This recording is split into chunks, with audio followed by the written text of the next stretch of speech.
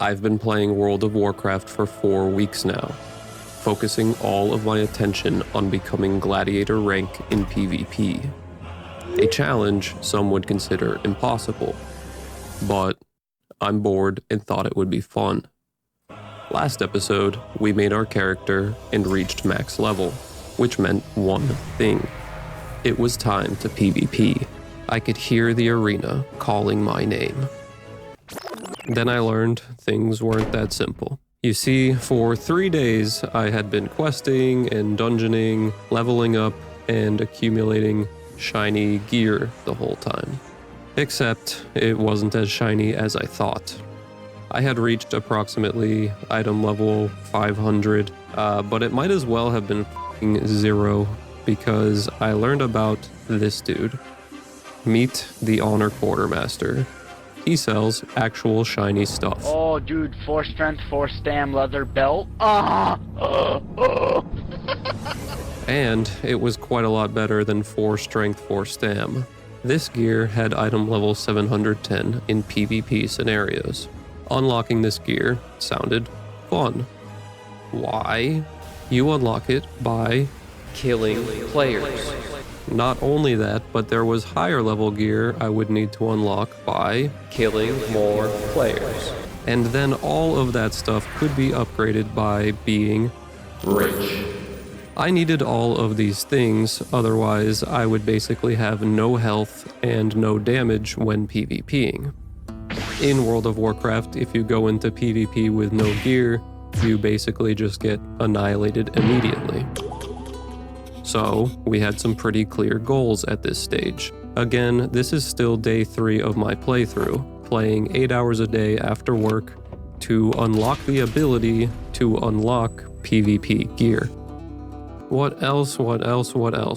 You see, I hadn't actually completed the quest campaign yet. Dungeons had allowed me to skip over a lot of the level 70 plus quests. But there was one item I needed, the shiniest of all my items. The level 730 Reishi wraps with some enchantments and stuff. How would one unlock this amazing cape? Chores. Quests. Finishing the entire campaign quest line, many more hours of the same quest, over and over again, then killing more players. Luckily, during this final questing grind, I could start on my other grind. I needed something like 12,000 honor to afford the full starter kit. In the World of Warcraft, you get honor for being an upstanding member of society. Just kidding. Whoa! So, how would one get the most honor while having no health or damage? World of Warcraft's Battlegrounds. A variety of maps and scenarios like Capture the Flag, King of the Hill, and Convoy Escorts. I really enjoyed Battlegrounds, I still do, and I used my time here to diligently learn my class's abilities and how they worked in PvP, and get stomped on relentlessly. I really thought I was doing something, but my disintegrate lasers were just basically tickling my enemies. I did have a few moves that worked regardless of my item level, like Quell, which WoW players refer to as a kick. You see this dude casting this spell? I can kick him from 25 yards away and cancel that cast. I also had a root, which locks people in place, like a root. This thing is insanely useful, and at this point, I really barely knew its potential, but we do learn how good it is later. And unfortunately, this move got neglected a lot in my early PvPing. This is a sleep spell that is insanely powerful. The issue was that 1, I didn't understand how powerful this move was, and 2, I got a new mouse on day 2 of playing, one with like 12 buttons on the side. I ran out of buttons, and this was an absolutely necessary purchase. But I wasn't really used to pressing all those buttons. I used to have just like a 2-button mouse, which is easy to remember 2 buttons, but 12 of them is a whole other thing. Anyways, of all my abilities, I had a very clear favorite. Deep breath.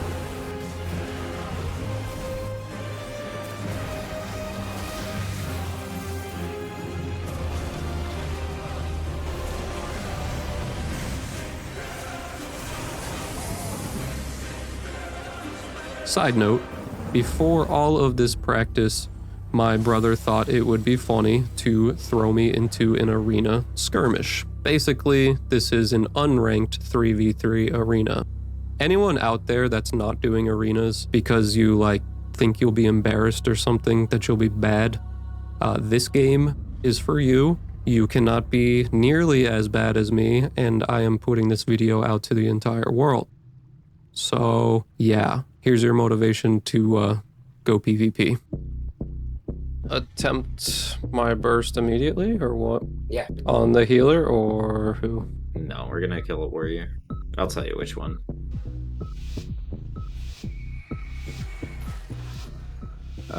We're gonna go on True Knock. At the time of this clip, there was no way that I could talk while playing. I fucked up. I can't even begin to explain my panic levels during this first match. I might have done every single thing wrong from start to finish. Backpedaling, losing my target, lining my healer, messing up my rotation. But again, this is still day 4 of me playing World of Warcraft, and re-watching this a few weeks later, it is actually insane the difference in my skill level from then and now. Let's just say you guys will be seeing a lot of improvement over the next few episodes.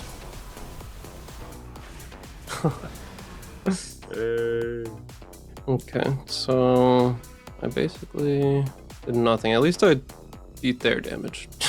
Now, I might have been really stupid and panicking constantly during that, but I loved it. I do think I thrive under chaos, so I didn't mind one bit. Every chance I got to spend my honor, I would.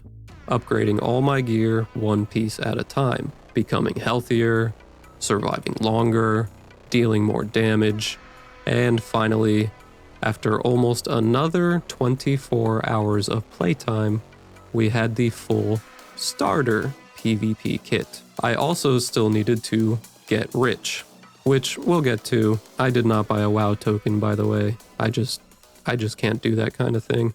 If you ask me, I am a fan of very long grinds. I think they're necessary to cut the casuals from the no-lifers, and I think that no-lifers should be rewarded for their no-lifing. However, the gear system was insanely confusing when I reached level 80. All we've covered so far is the starter kit, which required essentially 48 hours of playtime to get to. My current kit, what I consider complete, still took me another, 5 days in-game time, something crazy like that. It's one of these screenshots.